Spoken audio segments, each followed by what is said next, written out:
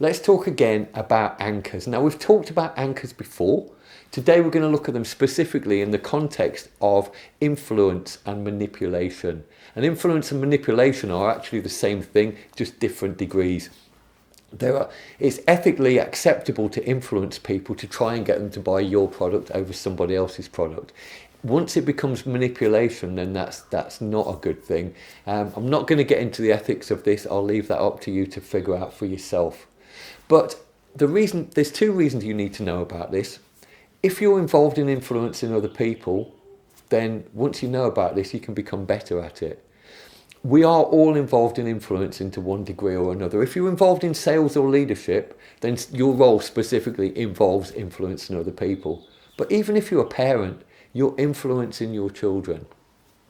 What we also need to be aware of is when people are trying to influence us. Because as I've just said, if people are trying to influence us to buy their product, then that's okay. That's kind of accepted as part of life.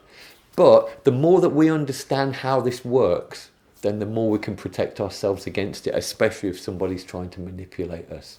The first is, a couple of years ago, I went on a presentation that was being done by a financial services company. I'd gone along as a favour to a friend. I'd no intention of finding out anything more about this company. I've had the same financial advisor for probably 15 years, very happy with his services and would completely trust him. So no need for this company whatsoever. So it all started, it's a very, very slick presentation. And whoever had put this together completely understood the psychology of how the brain works and how to manipulate people. And they brought a guy over from America to make this presentation, and they built him up to be a really important person in this company.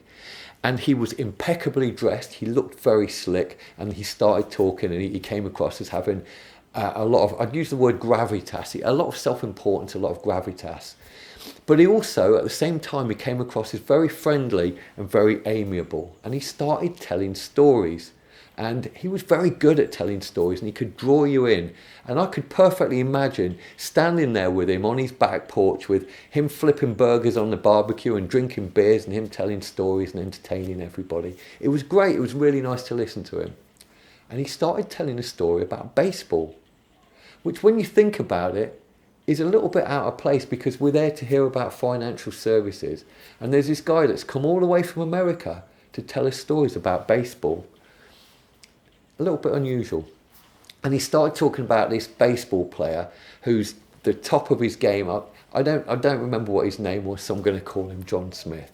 And he talks about John Smith, and he's there at the end of the innings, and he's about to take this shot, which, if he hits it and he makes a home run, he's going to win the tournament. And if he doesn't make it, his team's going to lose the tournament. So it's the importance of it is huge. Now, this guy that's doing the presentation, he's taken about 10 minutes to tell this story, and he's doing it in a very humorous way. I'm going to tell you in about 2 minutes. But he's drawing you in, and because he's making it humorous, you're kind of waiting for the punchline, you're waiting for the part where you're going to laugh. And behind him, he's got a PowerPoint presentation, and he keeps bringing up images of things that are relevant for the story. So we've got a picture of this baseball guy. And this guy's about to bat for the series, and the pitcher throws the ball at him, and it comes across and it hits him on the arm. And it really hurts him, because these guys can throw the ball really fast. It hurts him, and he's struggling now to hold the bat. But being the total professional that he is, he takes hold of the bat in his left hand, and he prepares to take the shot left-handed, which he does. And needless to say, he hits that out of the park, he makes a home run, and he wins the series for his team. Fantastic. It's kind of what we were expecting for the series, but we're still waiting for the part where we're going to laugh. And then this guy talks about the next day, the local newspaper prints this headline, and it flashes up on the screen behind him. Bob Smith is amphibious. And of course, the word's meant to be ambidextrous. And because we've been waiting for something to laugh at, and something out of place comes on the screen, everybody starts laughing. And everybody's laughing and smiling and looking around at each other. And yes, everybody else is smiling as well. And at that point, our body's being filled with chemicals, endorphins and dopamine, the body's feel-good chemicals, because we're feeling happy. And as soon as we're feeling happy, suddenly, on the screen behind us, comes their company logo. And they're starting to create that association between feeling good and their company. This happened over and over again throughout the course of the presentation. They'd very skillfully help people get into states that were feeling good states, and then they'd flick the logo onto the screen behind them.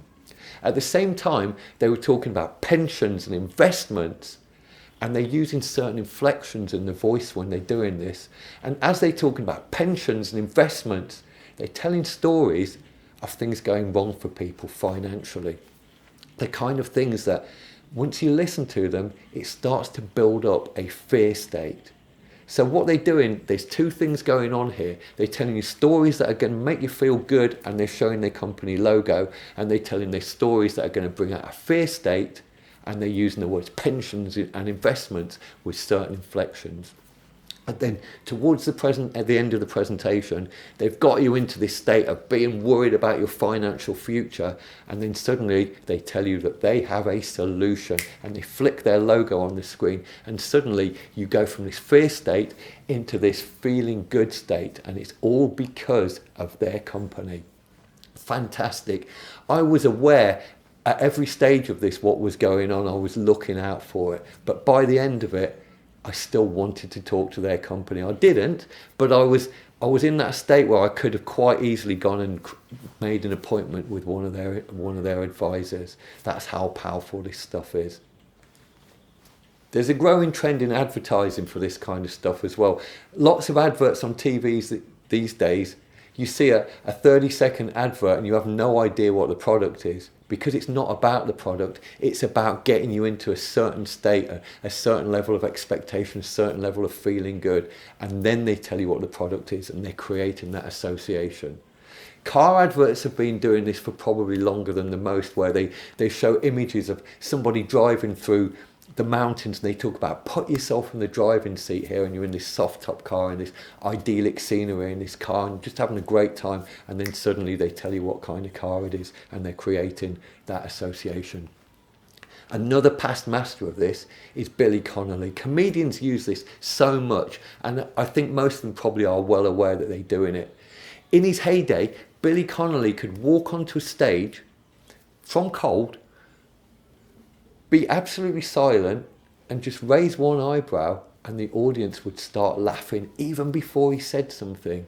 Now, this isn't because Billy Connolly's got particularly funny eyebrows. It's because for the last 20 years or however long, he's been using this. When he does something that makes an audience laugh, he makes that eyebrow gesture. And then suddenly, he doesn't even need to say anything funny anymore, because the eyebrow gesture is all that he needs. He does this within the course of a show as well, though, even if you've not been to one of his shows before. He'll say something funny. When the audience is at the height of feeling good and laughing, he'll walk to a certain place on the stage, and he'll pull some kind of body posture, which is very distinct and something that you wouldn't ordinarily do. And he'll do this lots of times through the evening. And by the end of the evening, he's created that association. You could say that he's trained the audience so that at the end of the evening, he just walks into that place on the stage, and he pulls that same body posture, and they start laughing without him having to say anything. If you don't believe this is a thing, then just Google psychological marketing. People get paid huge amounts of money to be able to influence you in these ways. So I'm not going to tell you today lots of different ways that you can use this, because I don't know what your specific situations are. I'm going to give you 3 examples of ways that I either use this or know how to use this, and it might give you some ideas of how you can start to benefit from this in your life. So the first example I'm going to give you is when I'm working one-on-ones with somebody in a coaching situation. So first time that we get together, we sit around a table, and we're going to just generally chat for a little bit, get to know each other as human beings. And then once it's time to get down to business, I've got a notebook in front of me and a pen next to the notebook. I pick up the pen, I click it, and I say, so, and I put the pen down in the middle of the notebook. What would you like to talk about? And that's basically starting to create an anchor. By about the second or third time that they've come to see me, we're getting to know each other quite well. So that chit-chatting, that that catching up on families and stuff, if we're not careful, that can take over. And that's not what people are paying for. They're paying for a coaching session. So the chit-chatting can go on for a couple of moments. Then I'll pick up the pen, I'll click it, and I'll say "so" as I put the pen down. I don't even need to ask by about the second or third time, what do we want to talk about today? They already know what's coming next because I've created that anchor. Another place that I use it, and I know that some of you have been in training sessions with me and you know what's coming here. When I do a training session, it starts off by I will stand up and I will introduce what's happening, and I'll talk for a little while. And then I have a chair, and after a few minutes I'll sit down in the chair and I'll invite interaction. And then after a while I'll stand up again and I'll talk about maybe what we're going to do next and maybe introduce another concept. And people very quickly understand what's going on. They don't realise they understand what's going on. And that is, when I'm standing up, I'm talking and I would like everybody to listen to what I'm saying. When I'm sitting down, this is the time that we interact. And you talk about what you want to talk about and we'll put the whole thing together. As soon as I stand up again, people stop talking and they start listening. When I do multi-day training sessions with people, I start doing this at the beginning of day one. And by a couple of hours into the day, they're responding as I want them to. And I always, on day two, make it explicit what's been happening.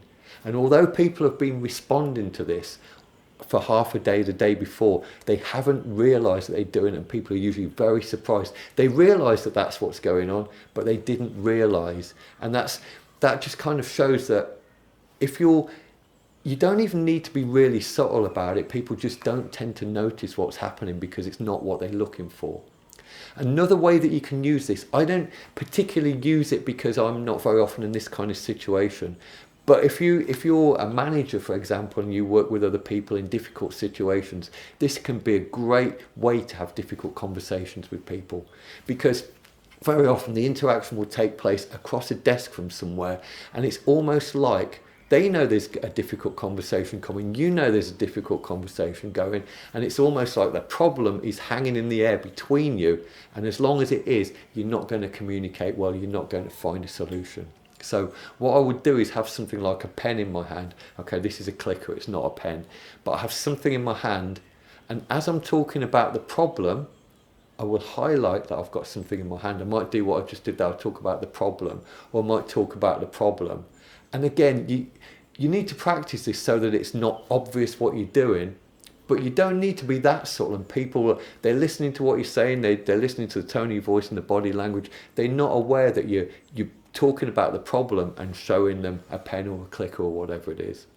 And then once you've anchored the fact that the problem is in the pen, you very deliberately put the pen down over on the table, and suddenly the problem is not between you anymore. It's not a problem between you and the other person. The problem is over there, and we can now communicate openly. We can talk about the problem, but the problem is the pen. The problem's not something between us, and it's a very subtle way to be able to talk to people well in a difficult situation.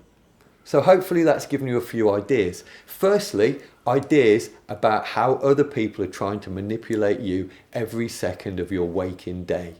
And it does, just by knowing about this doesn't necessarily mean that they won't create that desire in you, because if they're good at their jobs, they will do, in the same way that I was kind of bought into in that financial services presentation. It doesn't mean that you won't get the desire to do things, but once you are aware of how that desire has been created, you're much more likely to be able to engage your logical brain and say, hey, hold on a second, I want to make a logical decision, not an emotional one.